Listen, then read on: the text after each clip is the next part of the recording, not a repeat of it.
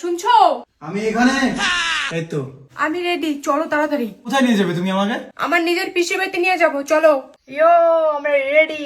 এই ভিডিওটা দেখলে মজা হবে। বিয়ের পরে অনেক বাড়িতে যেতে হয় খাওয়া দাওয়ার জন্য, যেমন আজকে যাচ্ছি পিসি শ্বশুর বাড়িতে। অ্যাঞ্জেলের নিজের পিসি আর আমার হয় পিসি শাশুড়ি। খুব মিষ্টি একটা ব্লগ হবে দেখো। আসলে বিয়ের তো অনেকদিন হয়ে গেছে, কাজের চাপে যাওয়া হয়নি, আজকে যাচ্ছি।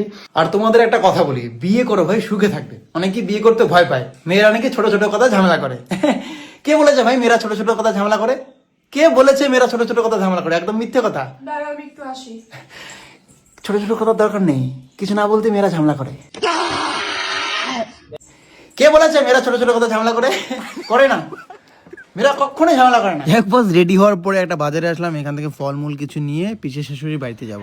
ফাইনালি চলে আসছি পিসির বাড়িতে। আর ব্যাগে এত ভারী। এটাতে নিচে চিনি চাপাতি। আর মিষ্টি খায় না, এই যে পিসি আমার। এটা হচ্ছে অ্যাঞ্জেলের পিসি। ছোটবেলায় মানে ক্লাস 6, 7, 5, 4 এরকম ক্লাসে অ্যাঞ্জেল এই বাড়িতেই বেশি থাকতো। অ্যাঞ্জেলের বাড়ি আর এই বাড়ি অতটা ডিস্টেন্স নয়, 10-15 মিনিটের রাস্তা। ভিডিওয়ে পেটের ভাত দেয় তো ভিডিও করবো না? এই যে পিসিমা, অ্যাঞ্জেলের নিজের পিসি, একটাই পিসি, আর আমার একটাই পিসি শাশুড়ি। আমার নিজের আত্মীয় কতগুলো আছে সবাইকে চিনি না, অ্যাঞ্জেলেরও অনেক আত্মীয় আছে চিনি না। আমরা কই শাখাই, তোমরা এখন আত্মীয়, আমরা কই শাখাই। এই যে পিসিমার বাড়ি ভাই, একদম সুন্দর জায়গা। এরকম পরিবেশে থাকার মতো মজা কিচ্ছু নেই। গ্রাম্য পরিবেশে তোমরা যারা থাকো জানাই ভাই, একদম মধ্যবিত্ত বা গরিব বলতে পারো সেরকম ফ্যামিলির সব বংশ। আমরাও সেরকম ফ্যামিলির, আমাদের বাড়ি ঠিক সেরকমই আছে কিন্তু। তো যাই হোক, এরকম মানুষকে কমেন্ট করেছে একজন, মানে আমাদের একটা ভিডিওতে কমেন্ট করেছে, দিবাকর রায় বলে একজন কমেন্টটা করেছে, তোদের বড়লোকের চলন মানায় না, বিকজ ফেসটা তো গরিবদের মতো লাগে। মানে অ্যাঞ্জেল আমার জন্য জন্মদিনের আয়োজন করেছে, জন্মদিন করেছে, সেইখানে কমেন্ট করেছে। তো এই দিবাকর রায় উনি হয়তো অনেক ধনী, অনেক বড় লোক, ওনার ফেসটা মনে হয় ভগবান বড় লোকই ভাব নিয়ে বানিয়েছে। অনেক টাকা পয়সা ভগবান দিয়েছে, আরও দিক, অনেক বড় লোক হও তুমি, তাতে আমাদের কোনো আপত্তি নেই, কিন্তু বড় লোক হয়ে ডাইরেক্ট গরিবদের গরিব বলতে নেই। হ্যাঁ আমরা গরিব, তাতে কি হয়েছে? মানুষ না আমরা? হ্যাঁ আমরা গরিব, আমরা জন্মদিন করতে পারবো না তাই? আমার গার্লফ্রেন্ড, আমার বউ গরিব, আমি গরিব, তো আমাদের মতো গরিব লোকরা কি মানুষ নয়?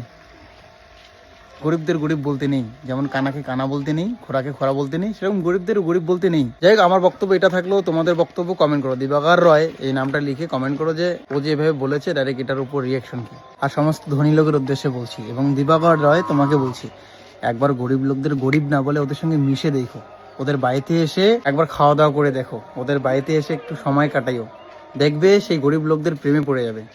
যারা গরিব লোক না, যারা গরিব থেকে ভালো জায়গায় একটা পায়, তাদের মনটা একবার কাছের থেকে মিশে দেখো। এই দিবাকর রায়ের মতো অনেক ধনী লোক আছে, সবাই না, অনেক ধনী লোক আছে গরিব লোকদের পাত্তা দেয় না, গরিব লোকদের মানুষ ভাবে না, অনেক অহংকার দেখায় নিজের কাছে টাকা আছে বলে।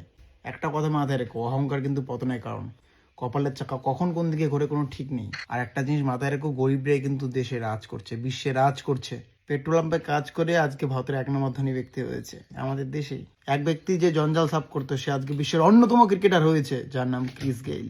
এক ব্যক্তি যিনি চা বিক্রি করতো উনি আজকে দেশের প্রধানমন্ত্রী হয়েছে। এরা প্রত্যেকেই গরিব ছিল, আর সেই গরিব লোকগুলোই দেশে রাজ করছে।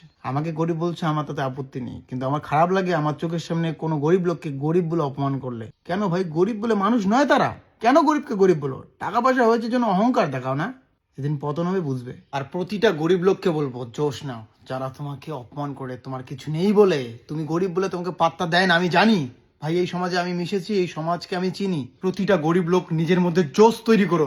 গরিব হয়ে জন্মেছি ঠিকই, কিন্তু গরিব হয়ে মরবো না, সব সম্ভব ভাই। পাগল হয়ে যাও, পাগল হয়ে যাও, কাজের জন্য পাগল হয়ে যাও, কাজ করো।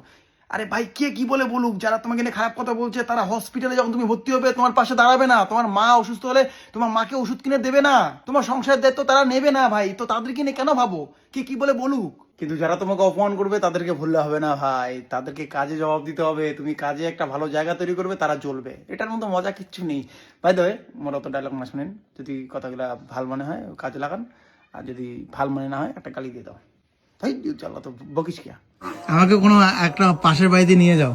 এদিকে রেডি করছি পিসা শ্বশুর, অ্যাঞ্জেলের পিসা দেশি মুরগা নিয়ে আসে, দেশি মুরগা খাওয়া দাওয়া হবে। তোর বয়স কত? তোর 14 বয়সে মোবাইল টিভি দিকে মোবাইলটা তোর মোবাইল না, তাহলে ভালো। আচ্ছা, তোর মোবাইল আছে না? ভালো মেয়ে। তুমি কত বছর বয়সে প্রেম করছো? আমি তখন 9-এ পড়িব মেবি। তুমি তো ক্লাস 7-এ প্রেম করছো। 7-এ? তুমি আমার থেকে অনেক ছোটতে প্রেম করেছো। ভিডিও করে দিন। ওই পালাস কে কত নোংরা হয়ে আসিস কে রে ওই পরিষ্কার হয়ে আয় ভাস্তি বোন বোন না শালি বউ সবাই মিলে যাচ্ছি পাশে কোন এক বাড়ি। আমি এইভাবে কোনোদিন কোনো আত্মীয় বাড়িতে গিয়ে ঘুরি নেই, ছোট থেকেই আত্মীয় বাড়িতে কম যেতাম। যেমন পিসিদের বাড়িতে মনে হয় 5-7 বছর ধরে যাই না। মামার বাড়িতে রিসেন্ট গেছিলাম হয়তো অনেক বছর পরে। দেখি এখন কোন বাড়িতে যাই, ওয়েট।